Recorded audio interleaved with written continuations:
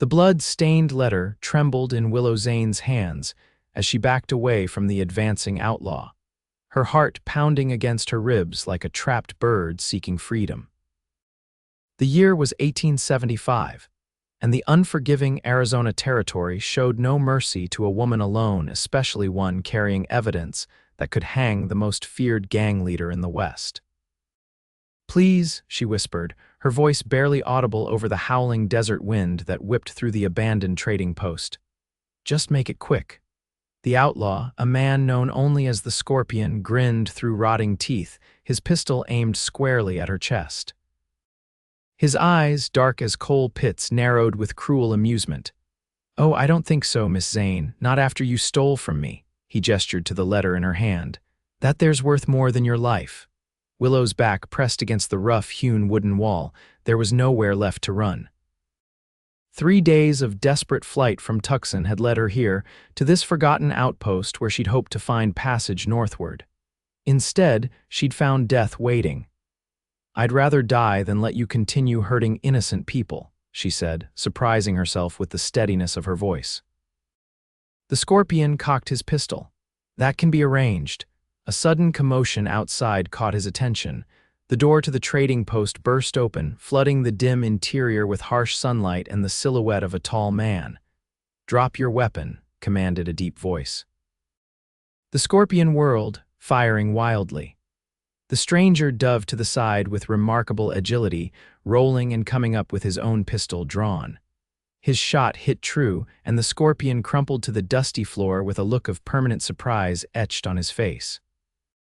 In the ringing silence that followed, Willow slumped against the wall, her legs finally giving way. The stranger approached cautiously, holstering his weapon. "Are you hurt, madam?" he asked, concern evident in his voice. Willow looked up at her savior. Dust covered his denim pants and leather vest, and a week's worth of stubble darkened his jaw, but his eyes, clear blue as a mountain lake, were kind. A silver star gleamed on his chest. "No," she managed, "but he would have killed me if you hadn't arrived." The man knelt beside her, removing his hat to reveal sandy brown hair. "Marshal Matt Collins, madam. I've been tracking the Scorpion for 2 weeks." Willow clutched the letter tighter. "He was after this. It proves his connection to Judge Preston and the land seizures." The marshal's eyebrows rose. "That's mighty dangerous information to be carrying, Miss Zane, Willow Zane." She struggled to stand, and he offered his hand. The moment their fingers touched, an unexpected warmth spread through her palm. "You're still in danger, Miss Zane." The Scorpion has friends who won't take kindly to his death. Marshal Collins glanced at the body, then back to her. "I need to get you somewhere safe." Willow nodded, but exhaustion and relief overwhelmed her. 3 days without proper sleep or food had taken their toll. She swayed dangerously, and the world began to spin. "I think I might." She began, but darkness claimed her before she could finish. When Willow awoke, she found herself on a narrow bed in an unfamiliar room. Sunlight streamed through cotton curtains, casting patterns on a simple wooden floor. She sat up slowly, wincing at the stiffness in her muscles. "Easy now," came a woman's voice. An elderly woman with silver hair and kind eyes approached, carrying a steaming mug. "You gave us quite a scare, collapsing like that. Where am I?" Willow asked, accepting the offered drink, some kind of herbal tea that smelled of mint and honey. "You're at my boarding house in Silver Creek. Name's Martha. Marshal Collins brought you here yesterday evening, said you needed a safe place to rest." The woman studied her with motherly concern. "You've been running from something terrible, haven't you, child?" Willow nodded, taking a cautious sip of the tea. "Is the marshal still here?" "He's downstairs. Hasn't left since bringing you in, despite looking dead on his feet himself." Martha smiled knowingly. "Seems mighty concerned for someone he just met." A knock at the door interrupted them. Marshal Collins entered, hat in hand, looking somewhat refreshed though still weary. "Miss Zane," he said with evident relief. "Good to see you awake." Martha excused herself with a knowing smile that made Willow blush despite herself. "Thank you for saving my life, Marshal," Willow said, setting aside her mug. "Matt," he corrected gently, "and I was just doing my job." "I owe you an explanation," she said, reaching for the letter she was relieved to find still in her pocket. I was working as a clerk in Judge Preston's office in Tucson when I discovered this correspondence. It proves he's been taking bribes from the Scorpion and his gang to rule against legitimate land claims from settlers and small ranchers. Matt frowned, taking the letter she offered. This is serious. Judge Preston is one of the most powerful men in the territory. With the Scorpion dead, you're the only witness who can connect them. That's why I need to get to the territorial governor in Prescott, Willow explained. My father was one of the ranchers who lost everything because of Preston's corrupt rulings. He took his own life last month. Her voice broke. I couldn't let them keep destroying lives. Matt's expression softened with understanding. He reached out, briefly touching her hand. I'm sorry about your father, Willow, and you're right to want justice, but Preston has allies everywhere, including in law enforcement. I'm not certain who we can trust. She questioned. I'm taking you to Prescott myself, he stated firmly, but we'll need to be careful. News of the Scorpion's death will spread fast, and when Preston realizes you're heading to the governor. He'll send men after me, Willow finished quietly. Matt nodded grimly. We'll leave at dawn tomorrow. For now, rest and regain your strength. Martha's cooking is the best medicine in the territory. As promised, they departed at first light the following morning.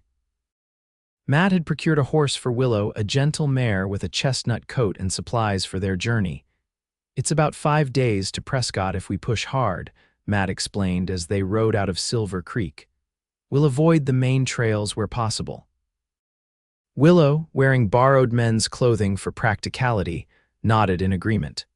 Though she'd grown up on a ranch and could ride well enough, the prospect of such a journey was daunting. Yet the alternative remaining and waiting for Preston's men to find her was unthinkable. The first day passed uneventfully as they traveled northwest through sparse juniper forests and across rocky plateaus. Matt proved to be a considerate companion, pointing out landmarks and sharing stories of his 5 years as a territorial marshal. How did you end up chasing outlaws? Willow asked as they made camp that evening in a sheltered arroyo. Matt stoked their small fire, careful to keep it low to avoid detection. My father was a sheriff in Kansas, taught me to value justice above all else. A shadow crossed his face. He was killed by men not unlike the Scorpion. Men who believed themselves above the law. I'm sorry, Willow said softly. It was 10 years ago now. Matt offered her a plate of beans and salt pork. What about you? Before working for the judge, I was raised on our ranch outside Tucson. My mother died when I was 12, so it was just my father and me. Willow smiled at the memory. He taught me to read and write, insisted I get an education even though most folks thought it improper for a girl. When we lost the ranch, I had to find work.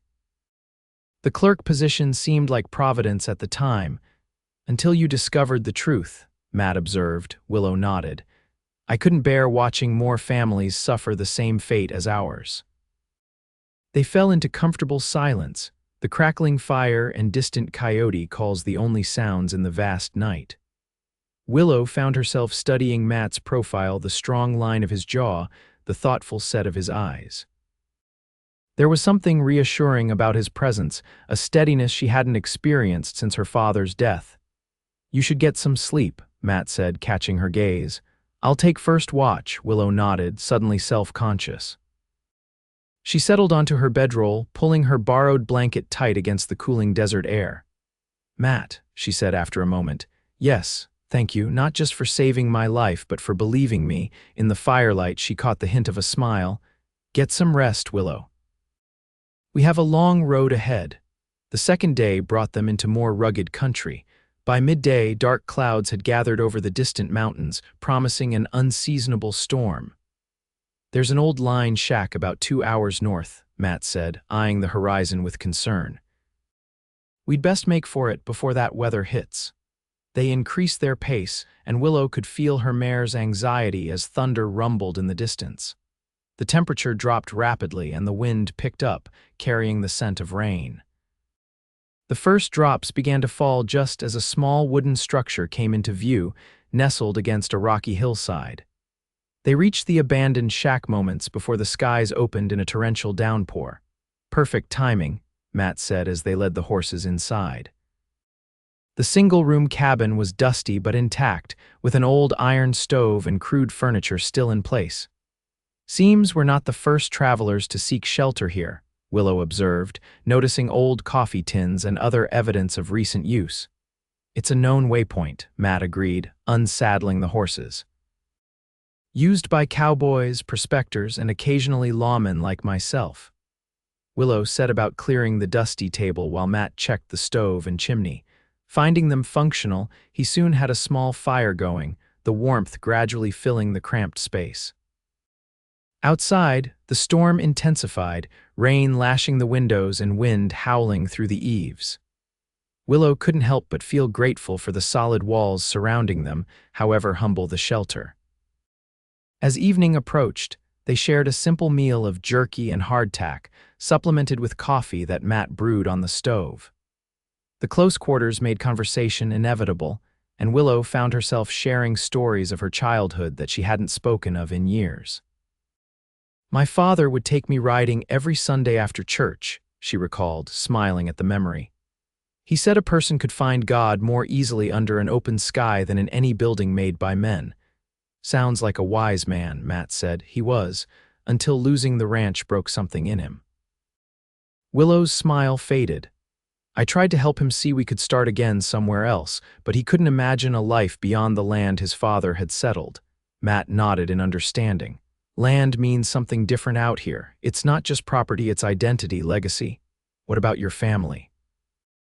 Willow asked, "Do you have anyone waiting for you somewhere?" A curious expression crossed Matt's face, something between melancholy and resignation. "No family left to speak of. My mother passed before my father. No siblings. There was a woman once back in Kansas." He trailed off, then shrugged. "Life as a marshal doesn't lend itself to putting down roots. Do you ever wish for a different life?" The question slipped out before Willow could consider its propriety. Matt studied her for a long moment, the firelight reflecting in his eyes. "I used to think justice was enough purpose for any man, but lately—" He paused, seeming to choose his words carefully. "Lately, I've wondered what might lie beyond the next arrest, the next pursuit." Something unspoken hung in the air between them. Willow felt a flutter in her chest that had nothing to do with fear or exhaustion. The small cabin suddenly seemed even smaller. Matt cleared his throat and stood. "Storm's not letting up. We'd best get some sleep while we can. I'll take the floor." Willow wanted to protest, to continue their conversation, but she merely nodded. As she settled onto the narrow cot in the corner, she was acutely aware of Matt's presence across the room, of his steady breathing eventually deepening into sleep. She lay awake for a long time, listening to the rain and wondering at the strange twists of fate that had brought her here, to this moment, with this man who had saved her life and now risked his own to help her seek justice. Dawn brought clearing skies and the realization that the storm had transformed the landscape. What had been dusty trails were now muddy morasses, and the normally dry washes ran swift with brown water. "We'll need to adjust our route," Matt said as they surveyed the terrain from the cabin door. "Some of these crossings will be impassable for days." They set out northward, skirting the flooded areas and making slower progress than planned. By midday, the sun had returned with vengeful heat, turning the wet ground steamy and the air oppressive. Matt pulled up suddenly, studying the ground with a frown. "Riders passed here recently, moving fast." A chill ran through Willow despite the heat. "Preston's men, can't say for certain, but we'd best be cautious." Matt urged his horse forward, his right hand resting near his holstered pistol. "There's a trading post at Canyon Fork. We can resupply there and maybe learn if anyone's asking after us." Canyon Fork proved to be little more than a cluster of buildings where two mountain trails converged: a trading post, a stable, and what passed for a saloon. As they approached, Matt instructed Willow to pull her hat low and let him do the talking. "Just another cowboy and his young partner passing through," he murmured. The trading post owner, a barrel-chested man with an impressive mustache, greeted them with businesslike indifference. While Matt purchased supplies, Willow lingered near a shelf of canned goods, ears alert for any useful information. Her vigilance was rewarded when two rough-looking men entered, mud-spattered and trail-weary. They approached the counter where Matt stood. "Looking for a woman," one announced without preamble. "Might be traveling with a man, would have passed through in the last day or so," the shopkeeper shrugged. "Folks come and go, don't ask questions if they're paying customers." $500 for information leading to their capture, said the second man, slapping a wanted poster on the counter. Willow's heart nearly stopped when she glimpsed her own face crudely rendered on the paper. Matt leaned over casually. "What'd she do?" "Murdered a federal judge down Tucson Way," replied the first man. "Real nasty business. Her accomplice is a deserter from the Army, dangerous criminal." Willow clenched her fists, fighting the urge to contradict their blatant lies. Preston was clearly prepared to go to any lengths to silence her. "Haven't seen him," Matt said, gathering his purchases, "but I'll keep an eye out. 500's good money." The men eyed him suspiciously. "You heading north, south?" Matt lied smoothly. "Looking for work down Bisbee Way." The men seemed satisfied and turned their attention to the shopkeeper, pressing him for more information. Matt signaled Willow with a slight nod, and they exited unhurriedly, maintaining their charade until they reached their horses. "We need to move," Matt said tersely as they mounted up. "Those men will figure out who we are sooner or later." They rode hard for the remainder of the day, taking a winding path through increasingly mountainous terrain.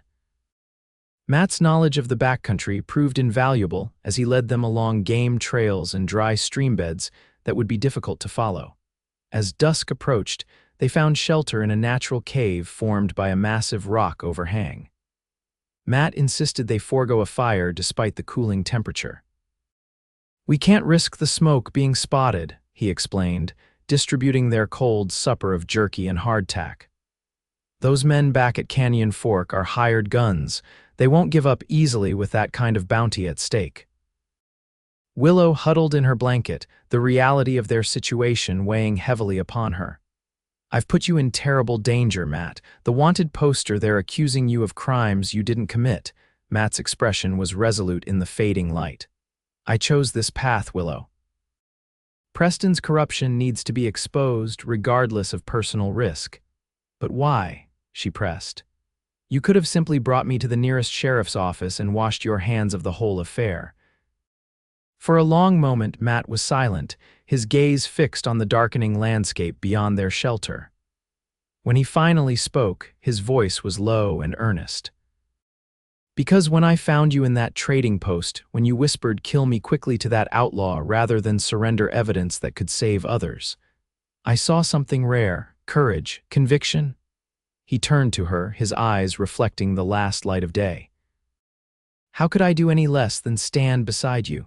Willow's throat tightened with emotion.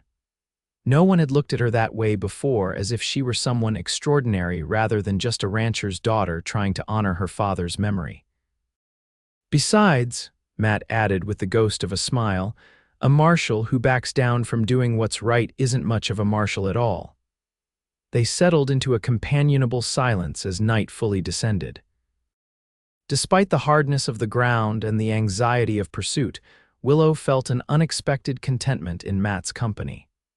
Something was growing between them, a connection forged in shared danger and mutual respect. She fell asleep wondering if, under different circumstances, they might have had the chance to discover where such feelings could lead. The following morning brought a change in the weather and in their fortunes. A biting wind swept down from the northern mountains, carrying the promise of early snow at higher elevations. More concerning were the fresh hoofprints Matt discovered not far from their shelter. "They're tracking us," he said grimly, "and they're getting closer."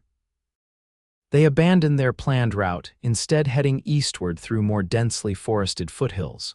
The going was slower, but the cover provided greater security. By midday, however, Matt's vigilance had increased to the point where he was checking their back trail every few minutes. "What is it?" Willow asked, sensing his growing unease. "Not sure," he admitted. "Just a feeling.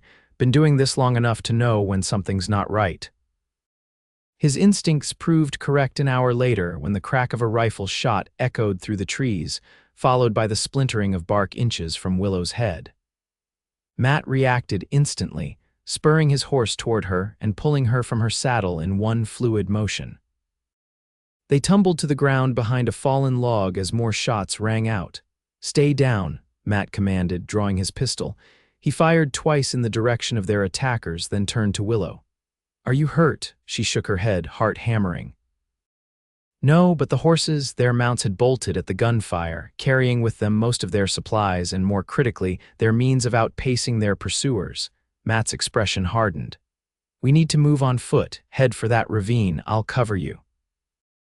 Willow hesitated only briefly before darting toward the indicated depression, keeping low as bullets kicked up dirt around her. She slid down the embankment into the relative safety of the rocky channel, wincing as sharp stones cut into her palms. Moments later, Matt joined her, breathing hard. 3 of them, maybe 4, well armed. "What now?" Willow asked, trying to keep the fear from her voice. "We follow this ravine. It should lead to a creek that runs all the way to the Agua Fria River. We can lose them in the water." They moved as quickly as the rough terrain allowed, the sounds of pursuit growing fainter as they descended deeper into the network of ravines and gullies. The afternoon wore on, and Willow's muscles screamed in protest, but she pressed forward without complaint. By sunset, they had reached the creek Matt had mentioned, a ribbon of clear water cutting through a miniature canyon of red rock. They paused to drink and assess their situation. "No sign of them for the last hour," Matt said, scanning the ridgeline above, "but they'll keep coming. We're on foot with minimal supplies, and Prescott is still 3 days away at best." Willow nodded, the gravity of their predicament settling over her like a physical weight. "I'm sorry, Matt. Perhaps it would have been better if you'd never found me in that trading post." Matt turned to her, his expression softening. "Don't say that. Whatever happens, I don't regret my choice." The sincerity in his voice warmed something deep inside her. In that moment, exhausted and hunted though they were, Willow felt a certainty she hadn't experienced since before her father's death. She was exactly where she was meant to be.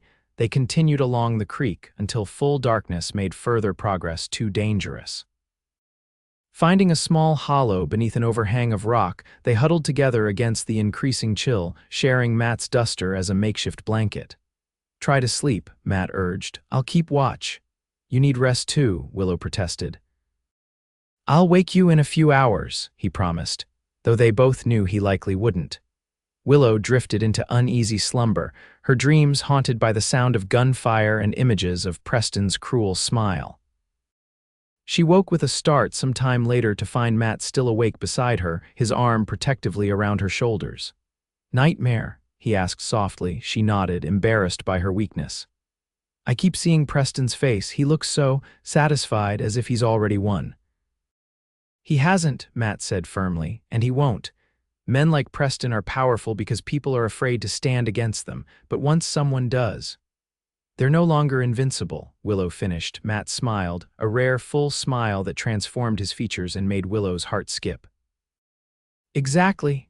Their faces were close in the darkness, breath mingling in the cool air. For a suspended moment, Willow thought he might kiss her and realized with surprising clarity that she wanted him to. Instead, Matt gently brushed a strand of hair from her face, his touch lingering briefly against her cheek. "Dawn's not far off," he said, his voice husky. "We should get moving as soon as there's light." The new day brought clearer skies and renewed determination. They followed the creek for several miles before it joined the larger Agua Fria River, swollen from the recent rains. Matt estimated they were now less than 2 days from Prescott, if they could maintain a steady pace. Their progress was slowed, however, by the need to forage for food, wild berries, and edible plants that Matt identified with the expertise of someone long accustomed to surviving off the land. By midday, exhaustion and hunger had taken their toll, and they were forced to rest in a sheltered grove. "We need to consider alternatives," Matt said as they shared the meager berries they'd gathered. "There's a ranch about 5 miles west of here. The owner, Jacob Turner, is a good man. He might lend us horses." "Would we be putting him in danger?" Willow asked. Matt considered this. "Possibly. But Jacob's no stranger to trouble, and he despises corrupt officials as much as anyone. It's worth the risk." They changed course, heading westward through increasingly open country. The lack of cover made Willow nervous, but Matt assured her they'd lost their pursuers, at least temporarily. "They'll be checking every trail and settlement between here and Prescott," he explained. "But they won't expect us to detour west." The Turner Ranch came into view late in the afternoon, a modest homestead with a main house, barn, and several corrals filled with horses. Smoke rose invitingly from the chimney, and the sight of civilization after their wilderness ordeal lifted Willow's spirits considerably. Matt approached cautiously, signaling for Willow to wait at the edge of the property while he assessed the situation. She watched as he walked openly toward the house, hands visible to show he posed no threat. A man emerged, tall and white-bearded, carrying a shotgun that he lowered upon recognizing Matt. They conversed briefly before the older man glanced in Willow's direction and gestured for her to join them. "Miss Zane, this is Jacob Turner," Matt said as she approached, "an old friend and the finest horse breeder in the territory." Turner's weathered face creased in a smile as he tipped his hat. "Any friend of Matt's is welcome here. Come inside, my wife will have dinner ready soon, and you both look like you could use a hot meal." The Turner home was warm and inviting, with handcrafted furniture and colorful woven rugs. Jacob's wife, Eleanor, a kind-faced woman with silver-streaked dark hair, immediately set about making them comfortable, providing clean clothes and heated water for washing. Over a hearty dinner of venison stew and fresh bread, Matt explained their situation. The Turners listened gravely, their expressions darkening at the mention of Judge Preston. "That man's been a plague on honest folks for years," Jacob said, shaking his head.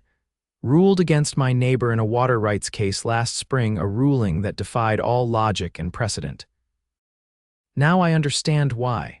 "You're doing the right thing," Eleanor assured Willow, "though a dangerous one." "We need to reach Prescott by tomorrow evening," Matt said. "The governor's leaving for Washington the following day." Jacob nodded decisively. "You'll have my 2 fastest horses at first light, and I'll ride with you part of the way. There's safety in numbers." Despite the Turners' hospitality and assurances, a sense of impending confrontation hung over the evening. After dinner, while Eleanor showed Willow to a small guest room, Matt and Jacob pored over maps, planning the safest route to Prescott. Later, unable to sleep despite the comfort of a real bed, Willow stepped onto the porch for fresh air. She found Matt already there, leaning against the railing, his face thoughtful in the moonlight. "Couldn't sleep either?" he asked as she joined him.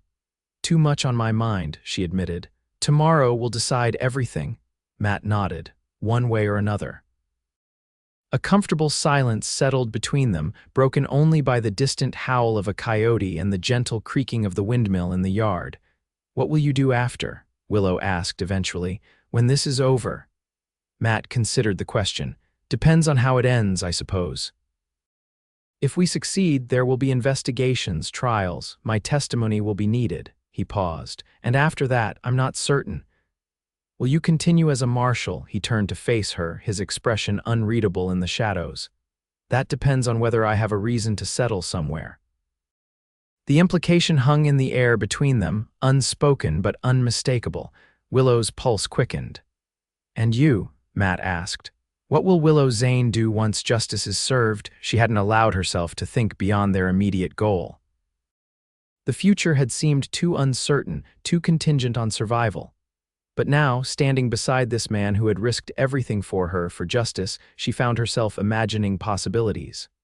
"I don't know," she answered honestly. "My father's ranch is gone. I have no home to return to." "You could make a new home," Matt suggested quietly. "Start fresh." Their eyes met, and in that moment, something shifted between them, acknowledgement of feelings that had been growing since that first day in the abandoned trading post. Matt stepped closer, hesitant yet determined. His hand rose to cup her cheek, and Willow leaned into his touch, her heart racing. "Willow," he began, his voice low and earnest, "I know this isn't the time or place, but tomorrow isn't guaranteed. And I need you to know that the sound of approaching riders interrupted him, multiple horses moving fast through the darkness." Matt tensed, his hand dropping to his pistol. "Get inside," he ordered, all tenderness vanishing beneath urgent command. "Wake Jacob." Willow hurried into the house as Matt moved to the edge of the porch, scanning the darkness. She roused Jacob, who grabbed his shotgun and joined Matt outside while Alina helped Willow gather their few belongings. 5 riders, heavily armed, Matt reported as they returned inside. Coming up the main road, Jacob bolted the door. "Preston's men, must be, they've tracked us somehow." Matt's expression was grim. "Jacob, is there another way out? Root cellar connects to a tunnel that comes out behind the barn, dug it during the Apache troubles years back." Jacob turned to his wife. "Alina, take Miss Zane through the passage. We'll hold them here and join you shortly." Alina nodded, her face pale but determined. She lifted a trapdoor hidden beneath a rug, revealing a ladder descending into darkness. "Wait," Willow protested. "I won't leave you to face them alone." Matt crossed to her, gripping her shoulders. "Willow, listen to me. That letter you carry is more important than any of us. It has to reach the governor." "Not at the cost of your life," she insisted. The sound of horses entering the yard ended further discussion. Matt pressed his pistol into her hand. "Go. If we don't join you in 10 minutes, take the horses and ride for Prescott. Promise me." Willow wanted to refuse to stay and fight beside him, but the urgency in his eyes brooked no argument. She nodded reluctantly. "Promise me you'll follow," she countered. A ghost of a smile touched his lips. "Wild horses couldn't stop me." As Alina led her down into the cellar, Willow heard Jacob and Matt positioning themselves by the windows. The last thing she saw before the trapdoor closed was Matt's face, set with determination yet somehow tender as he looked at her one last time. The tunnel was narrow and earthen, requiring them to crouch as they moved. Alina led the way with a small lantern, her movements suggesting familiarity with this escape route. Jacob insisted on building this after the Watkins family was killed in a raid, she explained in hushed tones. "Said he'd never leave us without a way out." They emerged behind the barn as gunfire erupted from the house. Willow flinched at each shot, imagining Matt in the midst of the firefight. Alina worked quickly to saddle 2 horses, selecting a sturdy bay for herself and a sleek black gelding for Willow. "These will get you to Prescott," she assured her. "Midnight here is our fastest." More shots rang out, followed by shouting. Alina glanced anxiously toward the house. "We should wait for them."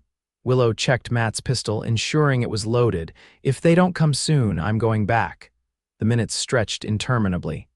Just as Willow was preparing to return to the tunnel, movement at its entrance caught her attention. Jacob emerged first, supporting Matt, whose left arm was wrapped in a bloodied bandana. "Matt." Willow rushed to his side, heart in her throat. "It's nothing," he assured her, though his pallor suggested otherwise. "Bullet grazed me. We need to move now." Jacob helped Matt mount his horse. 3 of them are down, but the others pulled back. They'll return with reinforcements. "What about you and Alina?" Willow asked. "We'll be fine," Jacob said firmly. "We're heading to my brother's place in the mountains. Preston's men won't find us there." Matt leaned down to clasp Jacob's hand. "I owe you, old friend. Just see justice done," Jacob replied. "That'll be payment enough." They parted ways, the Turners heading west while Matt and Willow rode north toward Prescott. Despite his injury, Matt set a punishing pace, clearly aware that their pursuers would not be far behind. They rode through the night, the moonlit landscape passing in a blur of shadow and silver. Matt's wound continued to seep blood, and Willow could see the effort it took for him to remain upright in the saddle. "We should stop and tend to your arm properly," she urged during a brief rest to water the horses. Matt shook his head. "No time. Prescott's less than 10 miles now." "We'll make it by dawn." As they remounted, he swayed dangerously, and Willow moved her horse alongside his, steadying him. "Lean on me," she instructed. His eyes, bright with what might have been fever, met hers. "Been doing that more than you know," he murmured. The final miles tested their endurance to its limits. The eastern sky was lightening to pearl when they crested a rise and saw Prescott spread before them, a substantial town of wooden buildings and a few brick structures, centered around a plaza dominated by the territorial offices. "We made it," Willow breathed, relief washing through her. Matt nodded wearily. Let's finish this. They rode directly to the governor's residence, a modest but dignified building near the plaza. Despite the early hour, lights burned in several windows, suggesting the household was already active. A young aide answered their knock, his eyes widening at their disheveled appearance and Matt's bloodied arm. The governor isn't receiving visitors, he began. This can't wait, Willow insisted, producing the letter from her pocket. Tell him it concerns Judge Preston and corruption in the territorial courts. The mention of Preston's name clearly registered with the aide. He hesitated, then nodded. Wait here. They were shown to a small anteroom where Matt sank gratefully into a chair. Willow knelt beside him, examining his wound with concern. It needs cleaning and proper bandaging, she said, frowning at the angry red flesh visible beneath the makeshift dressing. Matt covered her hand with his. Later, first, we finish what we started. Governor Miles Bartlett was a tall, imposing figure with intelligent eyes and a neatly trimmed beard. He received them in his private study, listening attentively as Willow recounted the events that had led them to his door. These are serious allegations, Miss Zane, he said when she had finished. Judge Preston is highly respected. The evidence is in that letter, sir, Matt said, his voice steady despite his pallor. Written in Preston's own hand, detailing bribes received and verdicts arranged. Bartlett examined the letter carefully, his expression growing graver with each line. Finally, he set it down and regarded them both with new respect. You've shown remarkable courage bringing this to me, he said, and at considerable personal risk, I see. He nodded toward Matt's injury. Will you act on it, Governor? Willow asked, unable to keep the urgency from her voice. Bartlett rose, moving to the window that overlooked the awakening town. Judge Preston is arriving this morning to journey with me to Washington. I've arranged a special welcome for him. He turned back to them, his decision evident in his bearing. Justice will be served, Miss Zane. You have my word. Relief washed over Willow, so profound she might have collapsed had Matt not reached for her hand, squeezing it gently. There's the matter of the men pursuing you, Bartlett continued. Marshal, I'll have my personal physician attend to your wound, and you'll both remain here under protection until Preston is in custody. Events moved swiftly after that. Matt was taken to be treated while Willow was provided a room to rest and refresh herself. By mid-morning, word reached them that Judge Preston had been arrested upon his arrival in Prescott, the evidence against him deemed irrefutable. The governor wishes to see you both, an aide informed them later that day. They found Bartlett in his study with another man tall and distinguished, wearing an Army colonel's uniform. Miss Zane, Marshal Collins, this is Colonel Richard Hayes of the Army's legal department, Bartlett introduced. He'll be overseeing the case against Preston and his associates. Hayes shook their hands firmly. The territory owes you a debt of gratitude. Preston's corruption extended far beyond land claims. We've uncovered evidence of military supply contracts diverted, mining rights manipulated, even territorial appointments bought and sold.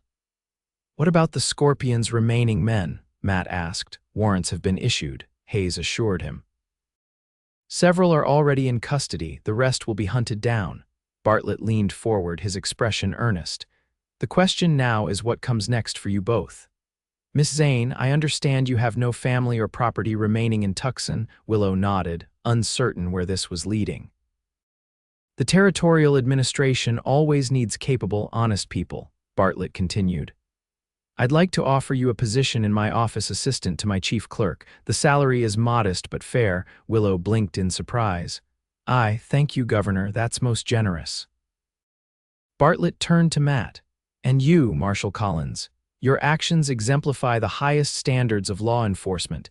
I'd like to appoint you as special investigator for the territory, reporting directly to my office. The corruption Preston represented may extend further than we yet know. Matt glanced at Willow before responding. I'm honored by the offer, sir, but I'd need to consider it carefully. Of course, Bartlett nodded. Take some time. Both of you have earned a rest. We've arranged accommodations for you at the Palace Hotel until you're fully recovered. As they left the governor's residence, the weight of the past week finally began to lift from Willow's shoulders. Justice would be served, her father's memory would be honored, and she had been offered a new beginning she could never have imagined. Matt walked beside her, his injured arm in a sling but his step lighter than before. In the clear light of day, Prescott appeared welcoming a place where perhaps they both might find a future. "The governor's offer is a fine one," Willow said as they crossed the plaza. "Special investigator suits you," Matt smiled. "And you'd make an excellent clerk. You've already proven your attention to detail and commitment to truth." They paused beneath the shade of a large cottonwood, momentarily alone despite the bustle of the town around them. "Will you accept?" Willow asked, suddenly anxious about his answer. Matt studied her face, his blue eyes thoughtful. "That depends. On what? On whether there might be someone worth staying for." His good hand came up to touch her cheek, just as it had on the Turners' porch before they were interrupted. "Willow, when I found you in that trading post, when you whispered, 'Kill me quickly' to the Scorpion, something happened to me. I dropped my gun and thought, I'd rather love this brave woman than watch her die." Willow's breath caught. "Matt, I know it's sudden," he continued, "and perhaps foolish to speak of such things when we've known each other so briefly, but facing death has a way of clarifying what matters." His thumb traced her cheekbone gently. "And you, Willow Zane, matter to me a great deal." Joy bubbled up within her, unexpected and overwhelming. "I feel the same," she admitted. "When I thought I might lose you at the Turner Ranch, words failed her, but none were needed." Matt's eyes told her he understood perfectly. "So perhaps," he said, a smile spreading across his face, "we might consider the governor's offers together." "Build something new here in Prescott?" Willow's answer was to rise on tiptoe and press her lips to his. Matt's arm encircled her waist, drawing her closer as the kiss deepened, full of promise and possibility. When they finally parted, breathless and smiling, the future stretched before them, not the lonely path each had been traveling, but a shared journey bright with hope and love born in the most unlikely of circumstances. "I'll love you instead," Matt whispered against her hair, echoing the thought that had changed everything in that moment of crisis. "For as long as you'll have me," Willow's heart soared. From the depths of despair to this moment of perfect joy, a journey she would make again 1,000 times if it led to him. "That," she promised, "will be a very long time indeed."